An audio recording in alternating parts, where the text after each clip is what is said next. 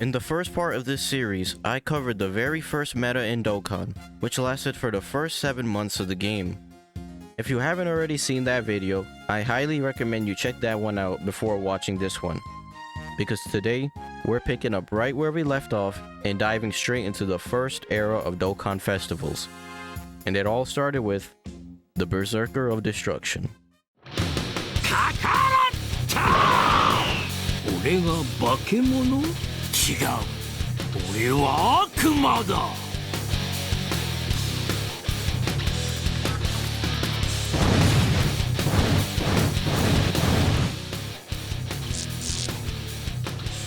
STR Broly was the very first Dokkan Fest ever released, and he introduced a new type of leader skill into the game. 3 key and attack up by 3000 to a certain type. Before this, the best leader skills at the time were all types attack up by 25% and all types key plus 2. Broly, despite only buffing one type, had the best leader skill in the game, as he gave more key and a substantial 3000 attack to all STR units. On a double Broly lead, Broly's offense was equivalent to being run under a double attack up by 30% leader skill, with the added bonus of an additional 3 key. This allowed STR units to super attack far more consistently than before, and this wasn't even Broly's greatest strength. STR Broly supers attacked all enemies, which completely changed the way World Tournament was played. Broly was easily the hardest hitting unit in the game, and that hardest hitting super was applied to every opposing enemy. Broly's dominance in World Tournament earned him the nickname Tournament Killer. Broly was also the first SSR to have a Dokkan Awakening into a UR, with a max level of 120, also known as Transcendent URs or TURs. Fun fact, the LR logo was found in the game's assets around this time, but LRs wouldn't be introduced until months later, so people back then mistakenly referred to TURs as LRs. In order to Dokkan Awaken Broly, you needed to collect specific awakening medals from Broly's Dokkan event, a new type of difficult event that was released alongside every Dokkan Fest. The first few Dokkan events followed the same template. The first stage would have an SR that could be Dokkan Awakened into an SSR. In this case, a base Broly who Dokkan Awakened into a pretty decent Super Saiyan Broly. The medals for the SR and the Dokkan Fest were dropped from the second stage. You needed 3 medals for the SR and 10 medals for the Dokkan Fest, with only 1 medal dropping per clear. Little did players know that this was by far the biggest challenge yet seen in the game. Completely wrecked. Yep, there it is. 48,000. Okay. So Vegeta's dead. Oh, I'm dead. Alright, so we are dead. To start with, this stage required 40 stamina per attempt, which was a steep cost at a time when even the top players were barely breaking 100 stamina. The fight consisted of one phase against Broly, who had a rampage mode that greatly reduced the amount of damage he took and increased the damage he dealt. Broly's rampage could be disabled with the passive skill, Disable Rampage, or with the link skill, Blazing Battle. The 3 family Kamehameha SSRs released alongside Broly, as well as SR AGL Trunks, were the best options for this fight. They all disabled Rampage in their passive and possessed the Blazing Battle link. Goten and Trunks were the first orb changers in the game, and SR Trunks was a pivotal unit in many people's teams, as he was a lower rarity than the others and therefore much easier to pull for players. STR Goku was a solid unit who hit decently hard, but AGL Gohan was the biggest prize out of the banner units. He had type advantage against Broly and hit incredibly hard with his massive attack buff from his passive. The only other viable strategy was to use AGL Kaioken Goku, who stacked attack and could eventually carry the damage for your team. This event was so difficult that many players would use Dragon Stones to revive themselves. I personally put this fight as the second hardest event in Dokkan history in my hardest fights in Dokkan history video, which you should check out if you haven't already. If you were finally able to squeeze a win against Broly, then congratulations. Have fun running the event a dozen more times to get all the required medals. All in all, Broly completely changed the fundamentals of the game, and was easily one of the most impactful cards in Dokkan past, present, and future. On September 3rd, JP got the third World Tournament, in which Broly would earn his legendary nickname. We also got the introduction of the Dragon Ball Saga banner, which could be summoned on from tickets earned from playing World Tournament. INT Demon King Piccolo is the only new SSR from the banner worth mentioning, as he had an incredible all-types key +2 leader skill. However, the real value from this banner could be found within the SR pool. This banner also introduced SR Devilman and SR General Blue into the game. Devilman had a 1% chance to get a 1,000,000% attack buff on Super, and could one-shot Dokkan event STR Broly if you were patient enough to sit there and get lucky. He was one of the GOATs for free-to-play players that were unable to conquer the most difficult events in the game with their regular teams. General Blue was the best stunner in the game, with a 70% chance to stun the enemy for 2 turns on his super attack. He was essential for stun-based strategies, which skyrocketed in popularity to combat the difficulty of early Dokkan events.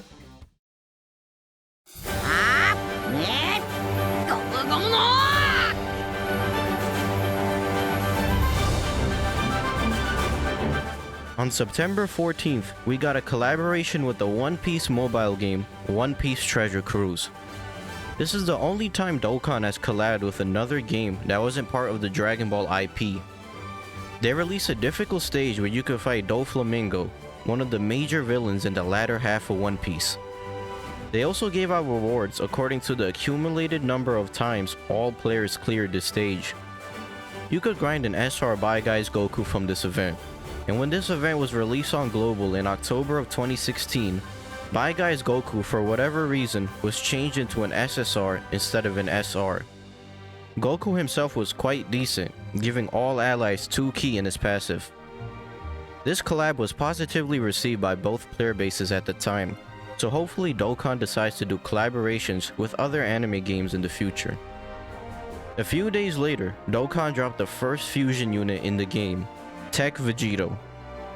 He was referred to as the new STR Bardock, as he had the same leader skill as Bardock, but superior support from his passive, as well as giving all allies 20% attack from his super attack effect. The Super Saiyan 2 Goku and Super Saiyan 2 Vegeta, released alongside Vegeta, were also quite decent. Nothing too special though. Fast forwarding a whole month later, on October 19th, Dokkan dropped the Metal Cooler movie banner. Physical Super Saiyan Goku's main appeal was the fact that he had a 50% chance to stun on Super, as well as an all-types attack plus 25% leader skill. INT Cooler, on the other hand, was a very good support unit, and was essentially an extreme version of Vegeta, but with an all-types 2 ki leader skill. They also dropped a new story event that allowed players to form the first ever free-to-play team, consisting of SR Metal Coolers of each type who could be linked together.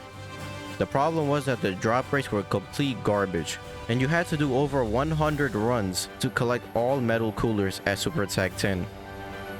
A few days later, they released Strike Event in Android 16. 16 was an exceptional strike unit, rivaling the likes of Mecha Frieza and AGL Vegeta on release.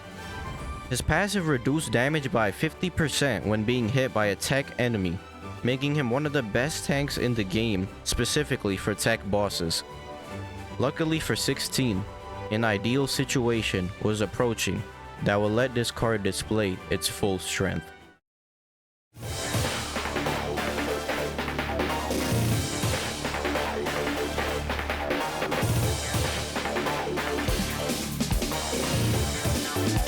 The second ever Dokkan Fest was released on November 1st, featuring TEQ Dokkan Fest Cell as well as 4 new SSRs. TEQ Cell was a strong unit, but wasn't quite as good as Broly on release. He had the tech version of Broly's leader skill, and had a new type of passive never seen before in the game, gaining stats per key sphere obtained. Cell gained 12% attack and defense per key sphere, and people would soon realize the true potential of this ability, as well as learn of the ridiculousness of Cell a few weeks later. But we'll talk about that in a little bit. Android 17 and 18 were both orb changers, with 17 changing AGL orbs to Rainbow and 18 changing Rainbow to INT. They were both good options to take advantage of Cell's passive. AGL Super Vegeta was a decent support unit, and Physical Super Trunks was awful. However, all 4 SSRs had an ability in their passive that disabled regeneration. That's right, just like Broly's Dokkan event that had the Rampage skill, TEQ Cell's Dokkan event had the Regeneration skill, which allowed Cell to regenerate HP. To weaken Cell's HP regeneration, you needed characters with the passive skills that weaken regeneration, or pair any 2 characters with the link skill, Soul vs Soul, which all 4 banner units possessed. TEQ Cell's Dokkan event was much easier than Broly's, as players had more options available to them, such as Android 16, who completely walled Cell. Additionally, characters that stunned such as General Blue and Physical Super Saiyan Goku were effective in delaying Cell's regeneration, which helped players bypass Cell's otherwise toxic gimmick. The last thing to note is that INT Cell received the Dokkan Awakening from TEQ Cell's medals. He was a popular unit as he was an old SSR that many people had in their box, and he now had a really good leader skill that raised all types attack by 30%. A week later, they released AGL Gotenks, who like Cell, gained stats per key sphere obtained. Dokkan was pushing more and more units that gained attack per key sphere obtained, as well as units that changed key spheres. And we witnessed the culmination of their efforts on November 19th, with the release of the Resurrection of F Returns banner, which kicked off the Nuking Meta. AGL Golden Frieza, TEQ Super Saiyan Blue Goku, and Physical Super Saiyan Blue Vegeta all raised units of their respective types' attacks by 30% per key sphere obtained of their respective types. For reference, there are 23 total key spheres on the field, and by using items that changed key spheres such as Oolong and Puar, you could easily change the entire field of orbs to a single type. This meant that collecting all 23 key spheres under a double nuking lead would give your unit 1380% attack, instantly obliterating any tough boss in the game. This also meant that the aforementioned Gotenks and Dokkan Fest Cell, who could gain up to 1610% attack and 1656% attack from a full field of orbs respectively, skyrocketed in value, as they were the only units with the nuking passive. Even nuking with Cell and Gotenks under a single nuking friend lead was a potent strategy that could deal with all the enemies in the game at the time. On top of their game-changing leader skill, AGL Golden Frieza was the best tank in the game, and Super Saiyan Blue Goku and Vegeta were both orb changers that helped facilitate nuking strategies. Nuking was such an overpowered strategy that Dokkan tried to remedy this problem by introducing Dokkan events with multiple stages. And this was first seen on December 1st, when they dropped Dokkan Fest Physical Kid Buu, and this Dokkan event had 3 phases. Dokkan Fest Kid Buu was an incredible support unit, but wasn't nearly as strong as Broly and Cell, as his HP restrictions on his passive and leader skill made him a less flexible and less popular unit. They also released 2 new nuking units alongside Kid Buu, INT Vegeta and STR Goku. Both units gained 15% attack per key sphere obtained of their respective type. Unfortunately, there were no STR or INT nuking leaders at the time, so they weren't able to nuke bosses on the same scale as Cell and Gotenks, although Goku was still capable of hitting quite hard with several STR key spheres. On December 17th, they released a new Physical Super Saiyan 2 Gohan, who gave a sizable attack buff for all allies when key was 5 or more. This was quite easy to trigger now since the meta was heavily key based, with key leader skills being more common and links such as Over in a Flash and Shocking Speed, which Gohan had, being tagged onto most top tier units. Several days later, they released one of the coolest design banners of all time, the Superheroes vs Ultimate Villains banner. AGL Bojack and INT Super Android 13 had interesting leader skills, with Android 13's leader skill in particular having some niche uses in the future. Other than that, they were nothing special. Physical Super Saiyan Bardock was a superclass version of INT Turles, with a super attack effect that sealed enemy super attack instead of having a chance to stun, making him a great support unit on many teams. STR Super Saiyan God Goku, despite just being AGL God Goku but with prepared for battle, was still one of the best units in the game on release, which speaks volumes to how busted AGL God Goku was when he came out. This also brought with it the release of the Hero Extermination event, which would become noteworthy a month later when more stages were eventually added to it. At the end of December, we were greeted with the 4th Dokkan Fest, and the first Superclass Dokkan Fest character ever, AGL Super Saiyan 3 Goku. Outside of nuking units, he was the hardest hitting unit in the game, and easily the most consistent damage dealer. He gained a staggering 100% attack for the first 7 turns, which more than sufficed for the current difficult events in the game. They also Dokkan awakened the OG GOAT of Dokkan, STR Super Saiyan 3 Goku, who was incredibly powerful and was just Dokkan Fest Super Saiyan 3 Goku but slightly weaker. They also released a new TEQ Super Saiyan 3 Vegeta, who was a good offensive unit that for some reason didn't have over in a flash, despite every other Super Saiyan 3 unit having it. His Dokkan event was also the easiest one out of the 4, as it only consisted of a 2-phase fight with a very weak first phase, meaning you could nuke Super Saiyan 3 Goku into oblivion. Moving on to the middle of January, we got a new INT Vegeta, who also had a nuking passive, gaining 10% attack per key sphere obtained. He was a solid release, but was ultimately just an offensive variant of TEQ Vegeta, who released a few months prior. A few days later, Dokkan released new stages to the Hero Extermination event, which dropped a free-to-play AGL Whis. Whis had shocking speed, a 25% chance to stun on super, and a jaw-dropping passive. Fully recover HP when HP is 30% or lower once only. This incredible effect made Whis one of the best free-to-play characters in the game, and he made his way onto many people's teams. Moving into the end of January, we were approaching the start of the first anniversary of Dokkan. We had 20 days of countdown images, unlike the traditional 7 days we get for anniversaries nowadays. The first anniversary countdown celebration released Super Saiyan 1 Goku holding up one finger as a login reward, as well as a free-to-play Spirit Bomb Goku, who was referred to as Big Ass Hope by the community due to a poor Google translation of his Japanese card name. They also finally released growth events where you could grind awakening medals, training items, and Zenny, all of which were still pretty scarce at the time. Many people were speculating that we would finally get our first Super Saiyan Fusion card in the game, and many people had pretty much figured out who the headlining unit was going to be. But not a single person at the time could have foresaw just how game warping the first anniversary would end up being.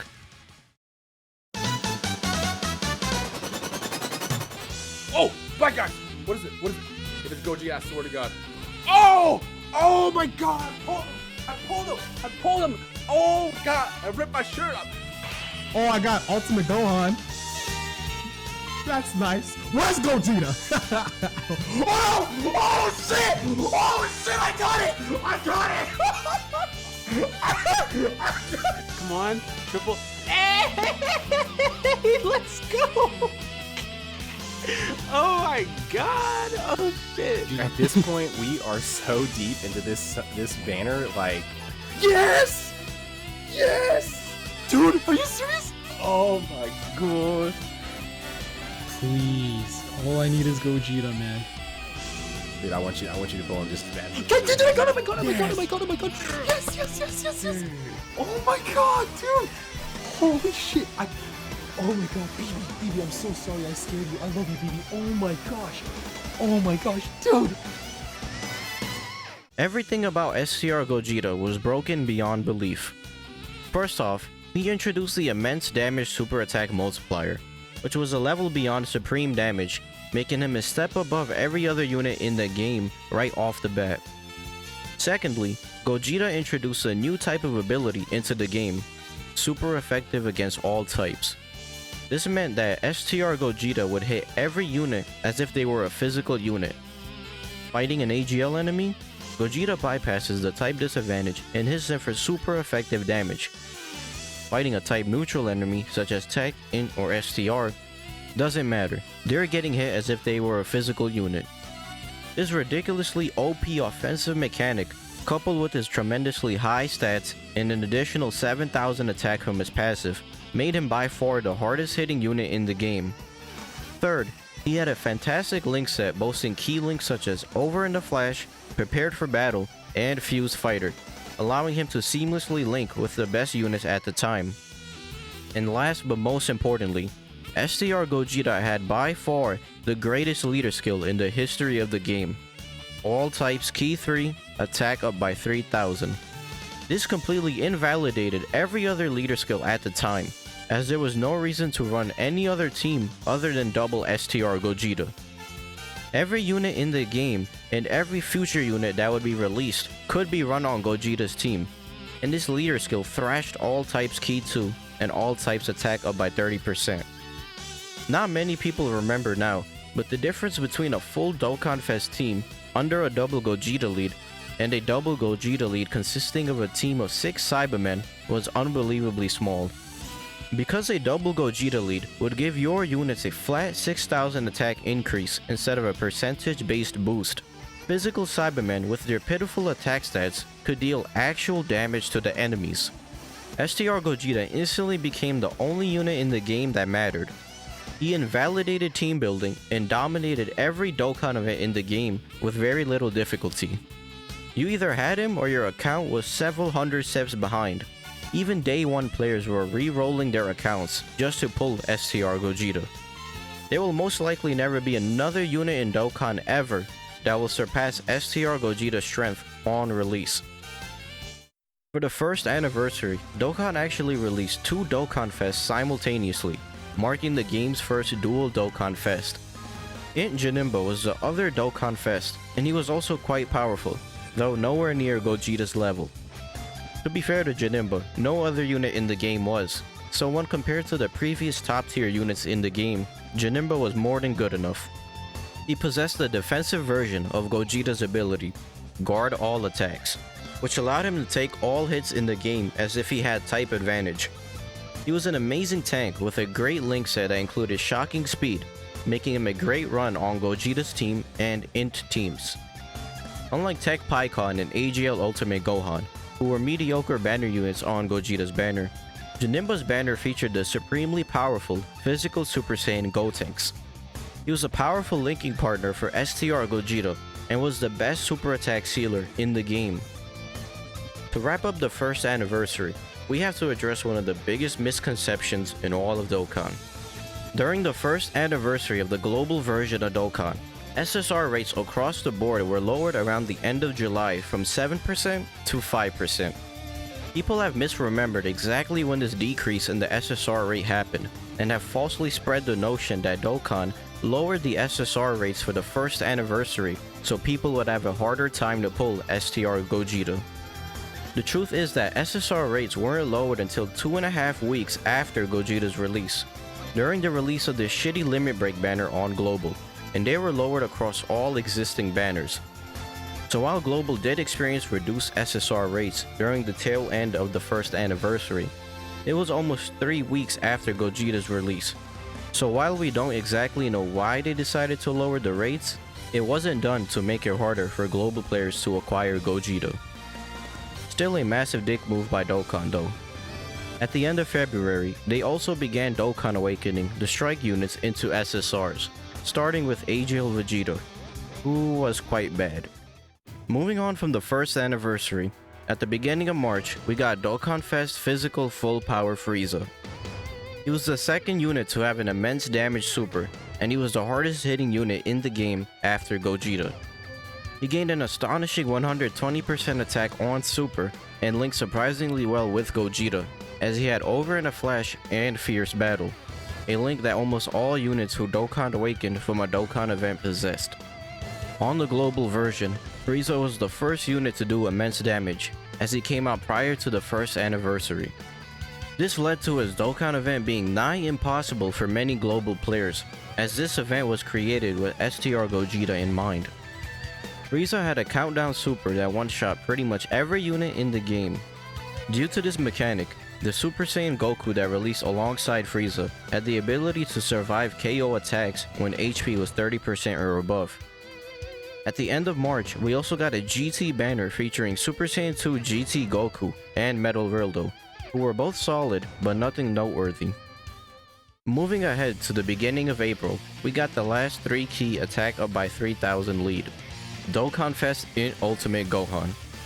He was one of the best damage dealers in the game and greatly stacked attack on super similar to Kaioken Goku. He also had shocking speed and was able to get super attacks off at 7 key, making him a very comfortable run on any team you ran him on. Physical and AGL Ultimate Gohan also received Dokkan Awakenings, with Physical Ultimate Gohan being a poor man's Gogeta, with his all types key 3 leader skill. AGL Ultimate Gohan was slightly less impressive than Physical Gohan, but he did decent damage and had a 20% chance to stun on super. Gohan's Dokkan event had a similar skill to Dokkan event Broly's Rampage, and his event required units with the wall standing tall link to bypass his damage reduction, which consisted of Majin Buu units. However, if you had STR Gogeta, you could just blow Gohan's back out without even running any Buu units. Interesting to note, INT Ultimate Gohan's Dokkan event was bugged on release for Global, as his damage reduction skill didn't activate, making his event a cakewalk on Global compared to other Dokkan events. Alongside Ultimate Gohan, on April 1st, Dokkan released 2 units that rivaled the power of Gogeta.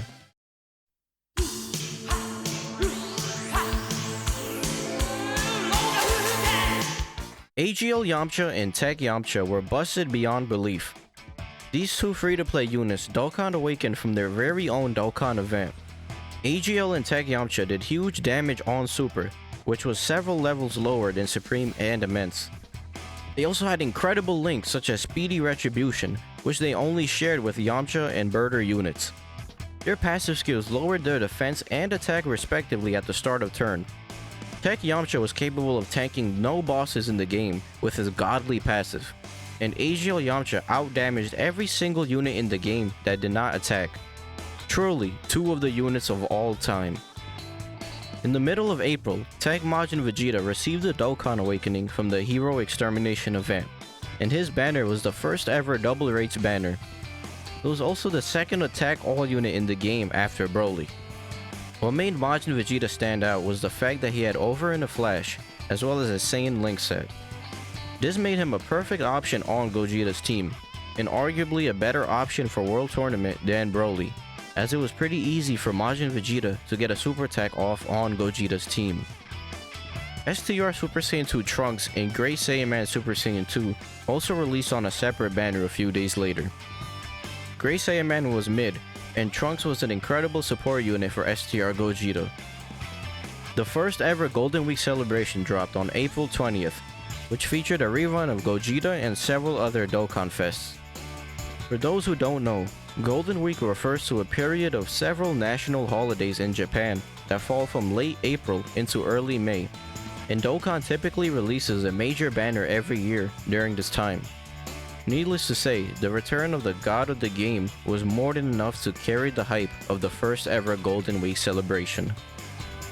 A week later, we got the introduction of the Giant Ape mechanic in Dokkan, in the form of 3 new summonable SSRs: Great Ape Vegeta, Raditz, and Kid Goku. These characters had a chance to turn into a giant ape once per battle, wherein they would become the only attacking character on the battlefield. While in this state, you don't take any damage, but you can't use items or the abilities of the base card. This might sound broken on paper, but the Giant Ape mechanic was quite underwhelming on release, as it was far too RNG dependent on when characters could transform.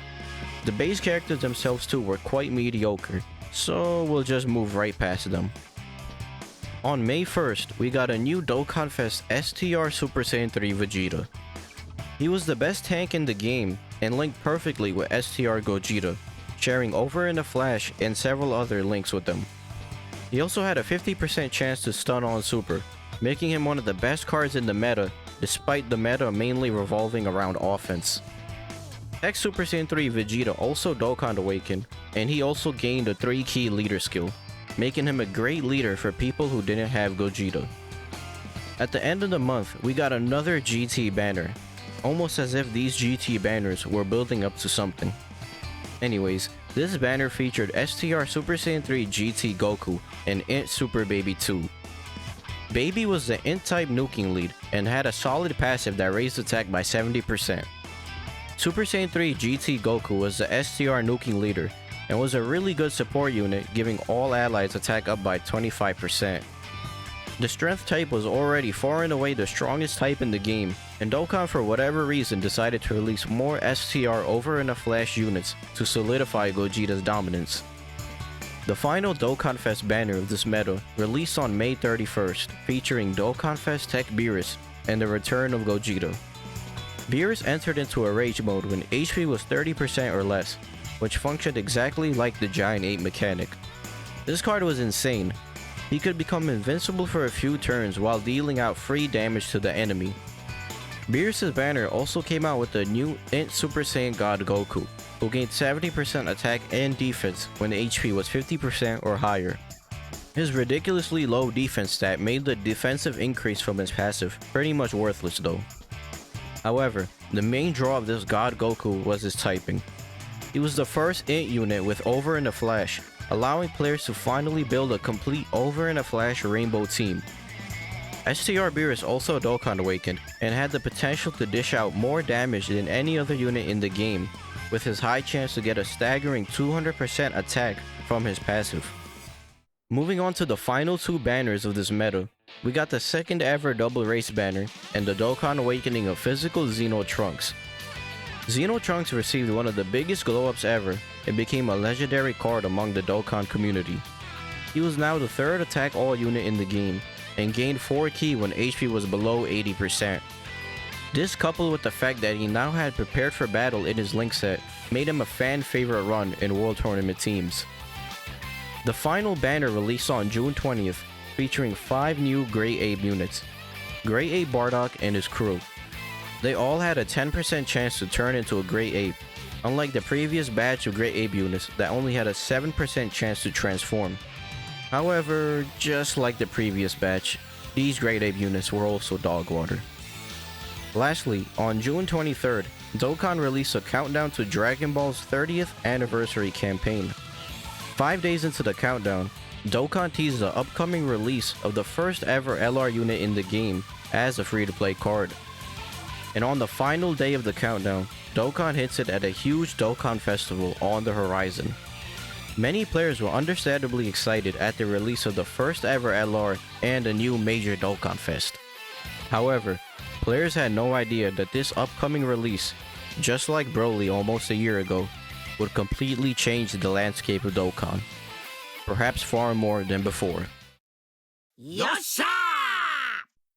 If you enjoyed what you saw, please like the video and subscribe to stay tuned for future parts, as well as leaving a comment down below on your thoughts on the first era of Dokkan Fest, especially if you were playing back then. I'll see you guys next time.